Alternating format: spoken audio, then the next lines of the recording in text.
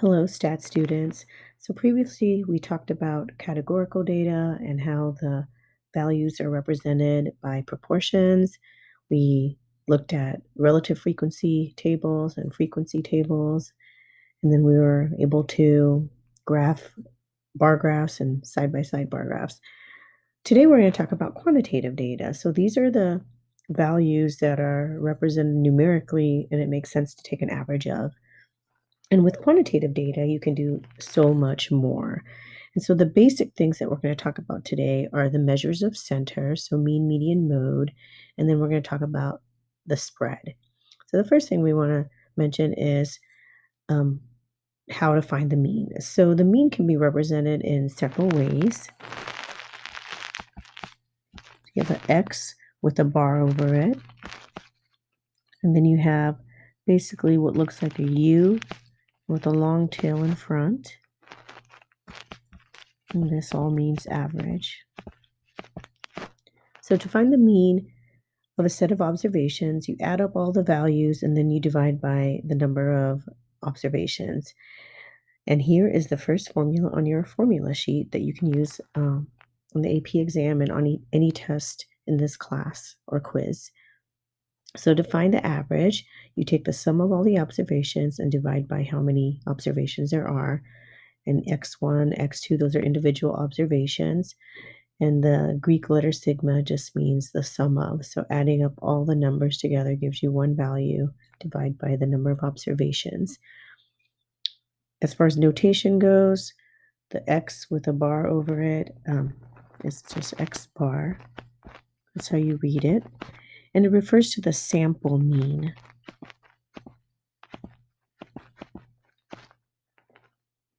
And then the u with that long tail in the front, that is mu, the Greek letter, and it is the mean of a population.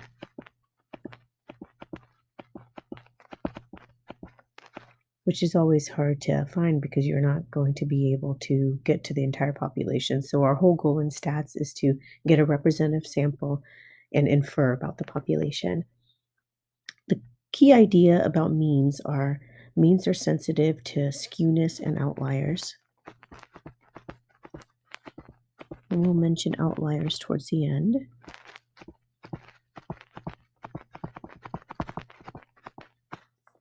Wanted to bring to your attention that the basic idea of mean is it is the balancing point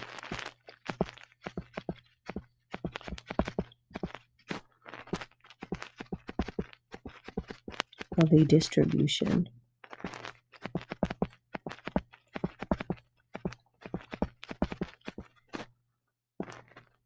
And when I say balancing point, so say you have this little dot plot and you have some numbers here.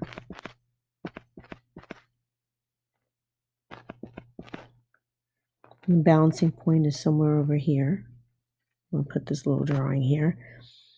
If you end up having a value that's, say, way out here, which would probably be considered an outlier, this balancing point is going to be pulled and it's going to be moving over here. So that's what I mean by means are sensitive to skewness and outliers. It's really affected by a value that's too extreme in either direction. In statistics, not only are you asked to calculate certain things, but then you are asked to interpret. And a lot of students miss this because they don't know how to word it properly. So these interpretations are super duper important. This is one of the first ones that you're doing. And so interpreting the mean, something like this. The average value of, well, let's pick a quantitative variable, sleep for seniors. It's you guys.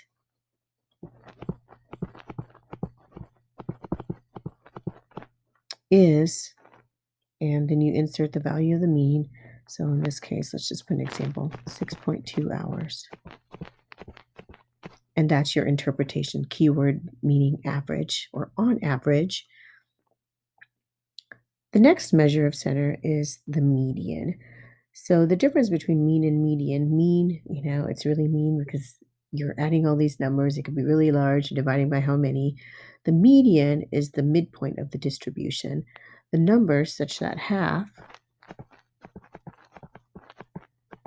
or 50% of the observations are smaller and the other half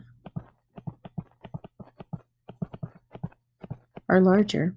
To find the median of a distribution, you make sure you put all your observation values in increasing order. If there are an odd number of observations, the median will be the middle value in that ordered list. However, if n is even, you're going to average the two center observations, and that'll give you the median. Medians, unlike means, are resistant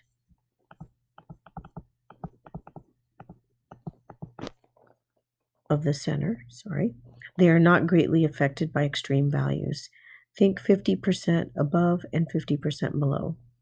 The typical value, and this here another interpretation, so I would highlight your notes if you have highlighter nearby and mark key things. The typical value of, and you would put sleep for seniors is 7 hours or something like that. But it's a typical value, whereas the mean is the average value. That leads us to our first example. Here is data for the amount of fat in grams for McDonald's chicken sandwiches. So you're given the sandwich type and the number of fat grams. Calculate and interpret the mean of chicken sandwiches. So for this one, remember we have the mean of the sample or the mean of the population. Well, we know these are not all the different sandwiches that are chicken. There's more than that. So this is just a sample. So we'll find the mean of the sample. 9 plus 10 plus 16 plus 16 and so on. We don't need to write all the numbers down to show that you're showing work, but you do need to write down the first couple so that you can explain to me or to anyone else who's grading your exam that you know what you're doing. Divided by 8 different sandwiches. So I went ahead and added these already for you, so you don't have to take the time to do it. It's 139 divided by 8, which happens to be 17.375. And then, of course, calculate and interpret. So the average, you can abbreviate here if you need to, amount of fat in McDonald's chicken sandwiches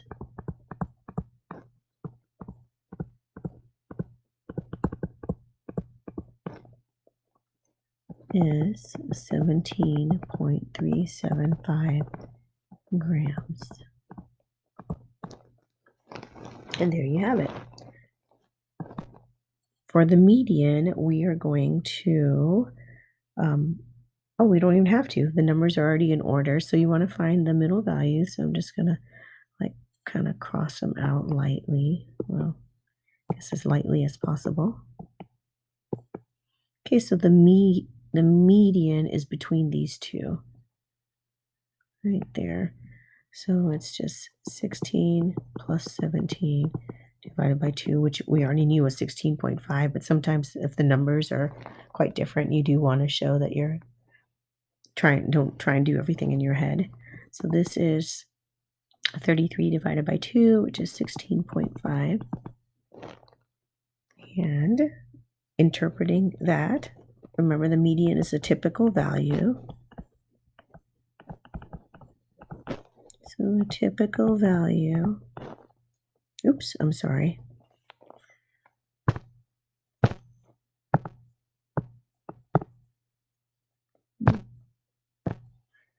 Okay, so the typical amount of fat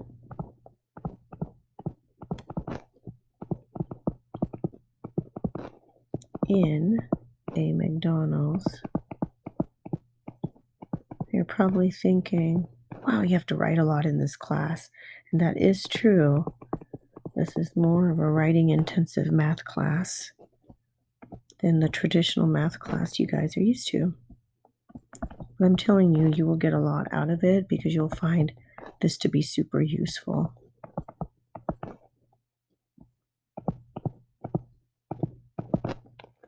There you go. And then the last measure of central tendency is the mode. Even though we would think the mode, which is the peak, is a typical value, we would describe it as the most common value or peak of the data. And the mode is just the most occurring number. So in this particular case, I guess I can go back to it.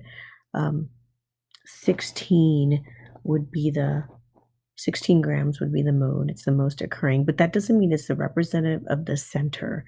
So it just depends. If you're going to have a huge outlier, a number very far away from the extreme, then you want to use the median as your measure and not the mean, because remember, the mean is not resistant, whereas the median is.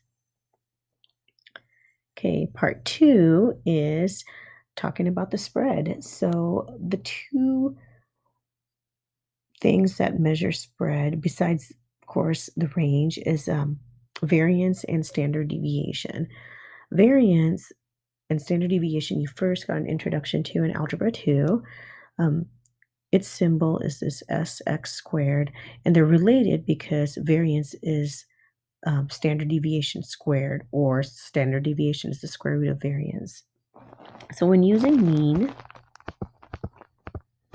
as a measure of the center, it is appropriate to use variance and standard deviation as a measure of spread.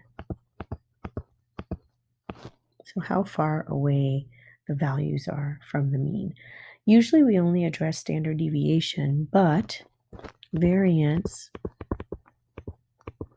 is used to calculate standard deviation and it has some important properties in later chapters.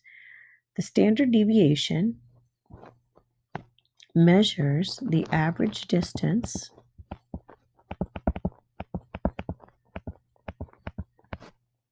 of the values from the mean.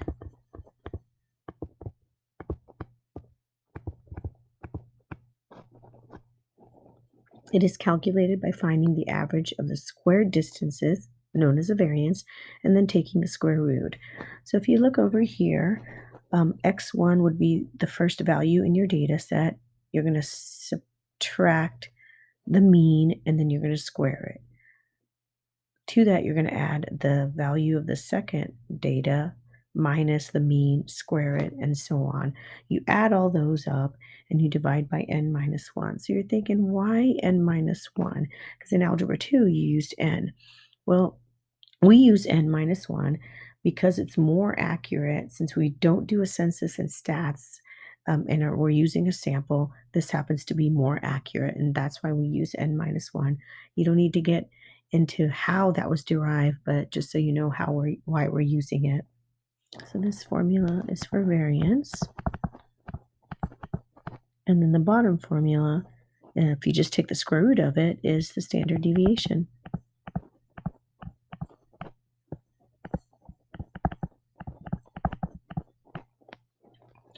As far as notation goes, the S with the little x subscript refers to the standard deviation of a sample, whereas this sigma, which kind of looks like a O with a little line above it attached, so it refers to the standard deviation of a population.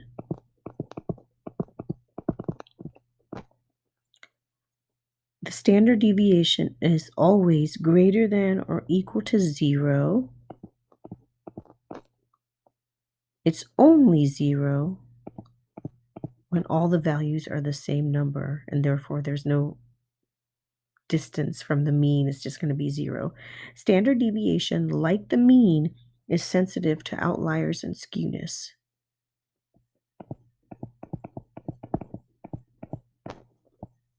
And you'll see later on that mean and standard deviation always go hand in hand, especially when we talk about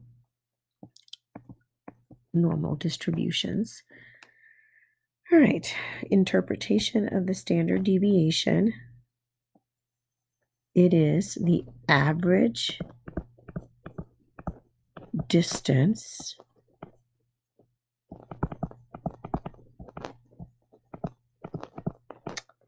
of the data values from the mean of the distribution. And we will end up doing the calculation here in a little bit. Another measure of spread is what is known as IQR, and that is the interquartile range. So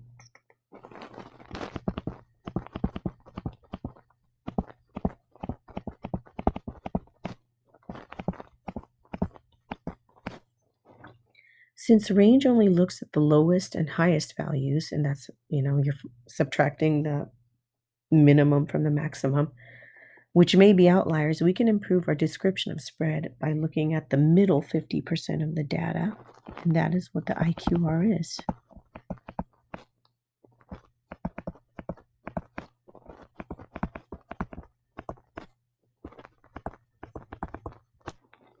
The median, remember, divides our data into the first half and the second half.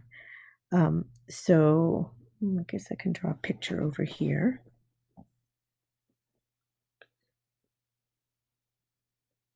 So say, it's probably not going to be that great of a picture, but say this is the median. So it's given by a capital M, and that's your 50%. Below it is 50%, and above it is 50%. It's not a bad drawing.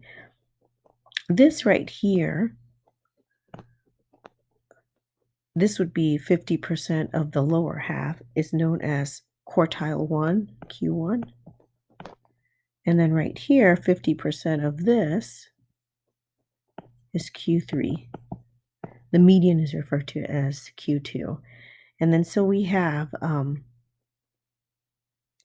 25% of our values here, another 25% there, and of course the median is 50%, and then 25%, 25%. So if you look at Q3, 75% of the data values are below it, and so on. So be able to interpret that. The median divides our data into the first half and the second half. Calculating the median of the first half,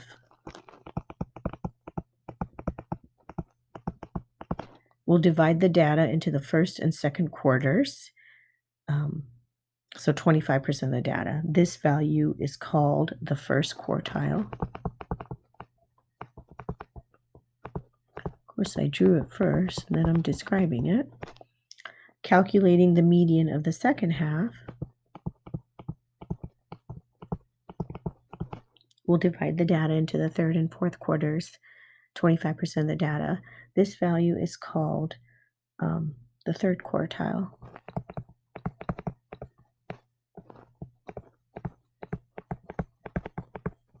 The range between these values, so between Q1 and Q3, is the interquartile range. And so you're subtracting Q1 from Q3. The interquartile range is resistant, like the median, to outliers since we cut out extreme values on both ends. The median itself is not included when calculating the quartiles, and I'll show you when we do an example. As far as interpretation of IQR goes, the middle 50%, because that is right here, of the data has a range of, and then you would put your value. So example 5, just a number, a numerical value. Okay, we are almost done. We just have one last example. Here's the data for the amount of fat in grams for McDonald's chicken sandwiches. So we already knew that the median is right here at 16.5. So let's write that in. And then they're already in order. We are going to find quartile 1. So if you look at the values, you don't include that. There's 4 values below the median. And the middle of those two, if you cross these two out, if you cross the 9 and the 16 out, the 10 plus 16 divided by 2. So that's 26 divided by 2. That would be 13. And that is Q1. And you do the same thing for the bottom half. Add the 20 plus 23 together, and you get 21.5. And that is quartile 3. And so to find the interquartile range, Q3 minus Q1, so 21.5 minus 13 equals 8.5. And now let's interpret it. So the middle, 50% of the data has a range of 8.5 grams of fat.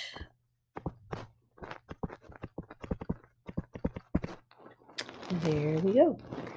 And then lastly, the standard deviation. So in order to do the standard deviation, remember we need the mean because we want to know how far away each individual value is from the mean.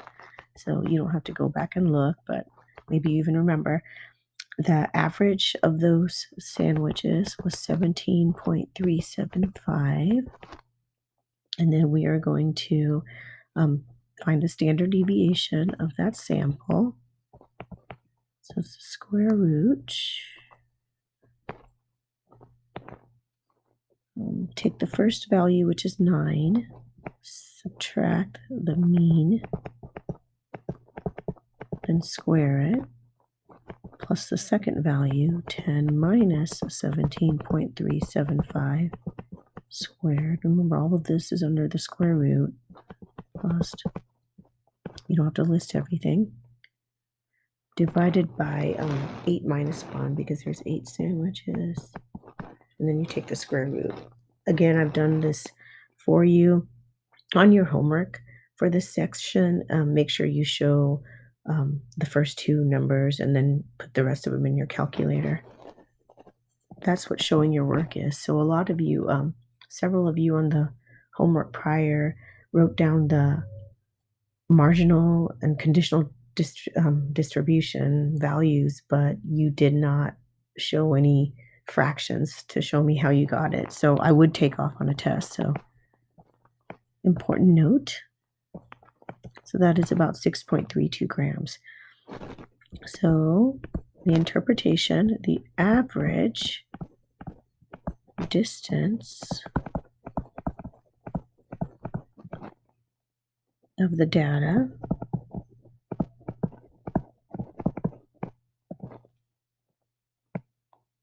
values from the mean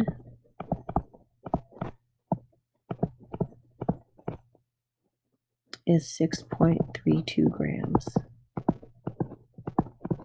Just remember, the mean is your average, the median is your typical value, your standard deviation is the average distance, and the IQR is the middle 50%.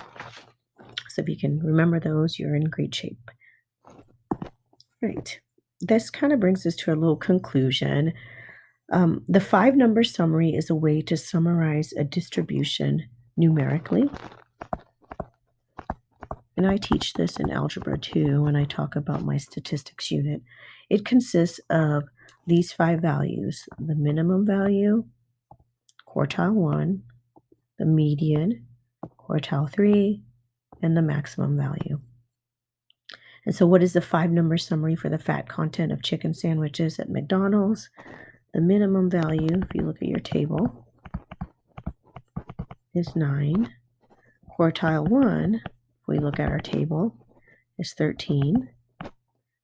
The median is 16.5. Quartile 3 is 21.5. And lastly, the maximum value is 28. So a lot of times you'll be given the 5-number summary in a printout. And then you just have to use that to do any kind of work with that.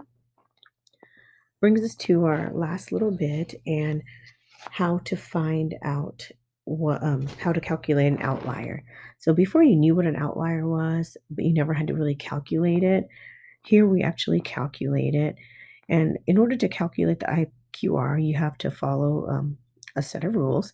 So what you need to do is you figure out Q3 minus Q1, your IQR, you multiply that number by 1.5, and then you subtract, for the lower bound, you subtract that from the first quartile.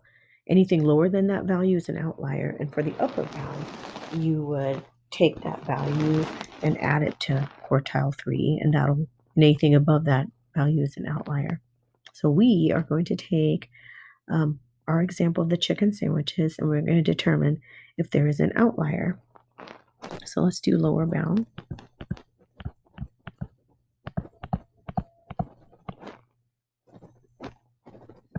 So we're going to take Q1 minus 1.5 times the IQR.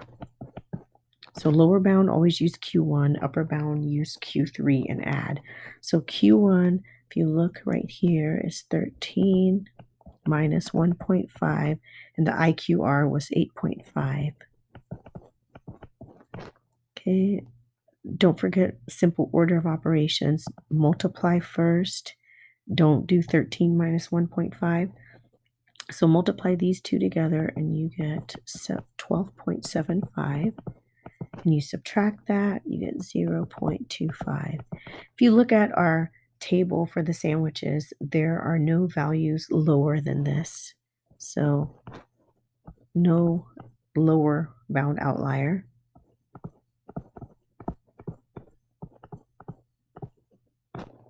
And then let's do upper bound. But this is what I mean by showing how you got stuff. You can use calculators, just write down what you're doing. So Q3 plus 1.5 times the IQR.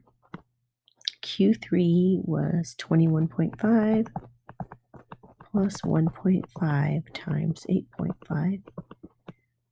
It's 21.5 plus 12.75. If you add those two together, you get 34.25. And again, looking at your table, the highest value is only 28 grams. So there's nothing higher than this.